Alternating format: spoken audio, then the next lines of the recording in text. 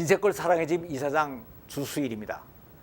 부부가 결혼을 해서 사는 동안 처음 신혼기에는 상대방이 내 배우자인 것만으로도 너무 큰 행복감을 느낍니다. 그러나 오랜 기간이 지나다 보면 상대방에 대한 불만이 많이 나오게 됩니다.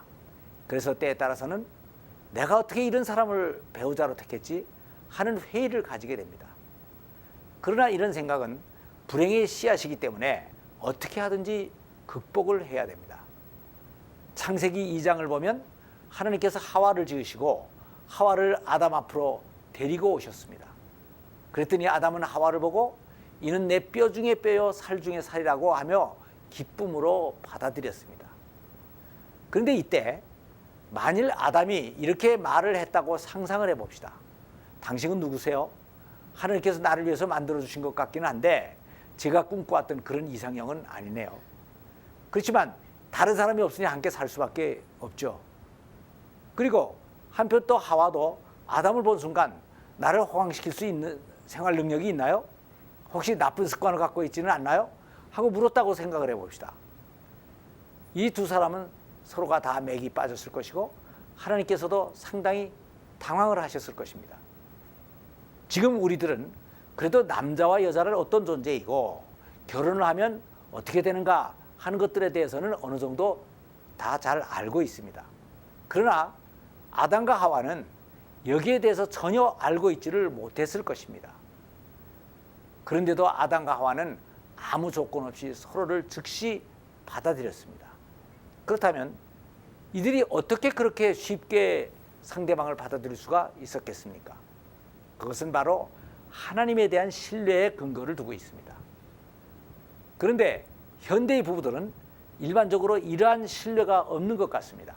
그래서 상대방의 약점이 나타나면 바로 실망을 하고 내가 배우자를 잘못 선택한 것이 아닌가?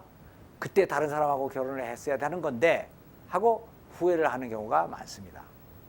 그런데 이것은 현재를 후회하며 과거에 갇혀서 무기력한 삶을 살게 되는 가장 큰 원인이 됩니다. 그러니까 우리들은 일단 결혼을 하면 배우자의 어떤 약점이 드러나더라도 배우자의 모든 것을 다 있는 그대로 받아들여야 합니다. 하나님께서 부부들이 약점을 가진 그대로 만나서 살게 하신 것은 상대의 약점을 몰라서 그렇게 하신 것이 아닙니다. 오히려 그 약점을 통해서 서로가 서로의 사랑을 확인하고 우리들의 삶을 더 풍성하게 하고자 하는 특별한 뜻을 가지고 계셨기 때문에 그렇게 하신 것입니다. 그러니까 우리들은 이러한 하나님의 섭리를 신뢰하고 배우자의 모든 것을 무조건 수용해 주어야 되는 것입니다. 그렇게 해야 하나님께서도 책임을 지고 우리들의 생애를 하나님의 뜻대로 설계해 나가실 수가 있는 것입니다. 내 생애는 내가 원하는 대로 내가 설계를 해왔자 내 수준을 넘지를 못합니다. 그러니까 부부간에 마음의 갈등을 느낄 때에는 상대에게 이렇게 고백을 해보시기 바랍니다. 여보, 당신은 하나님께서 제게 주신 최고의 선물이에요.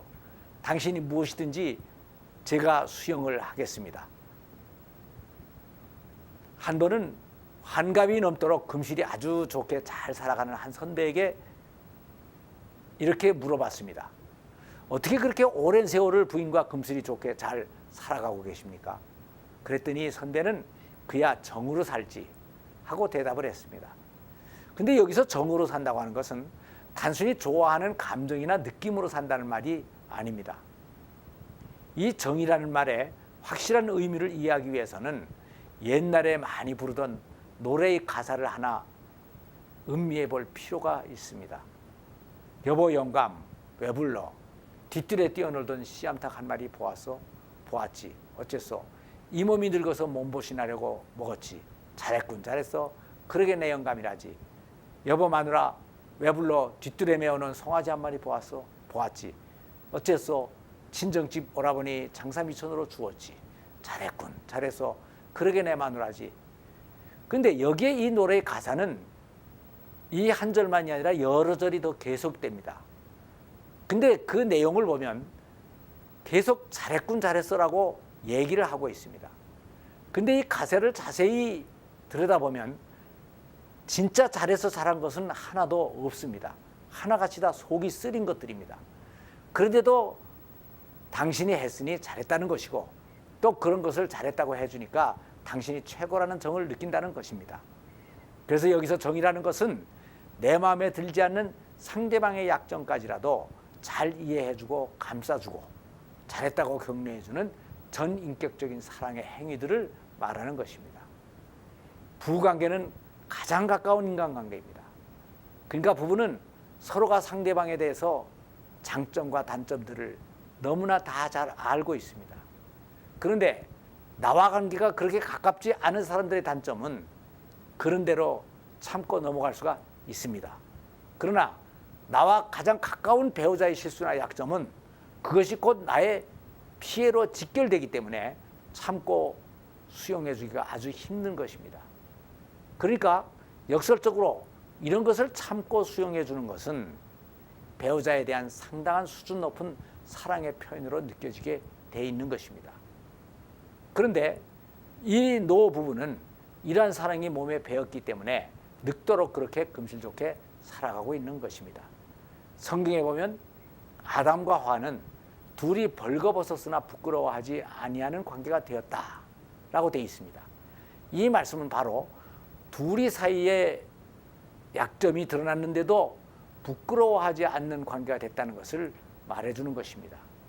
인간관계에는 여러 가지 유형이 있습니다.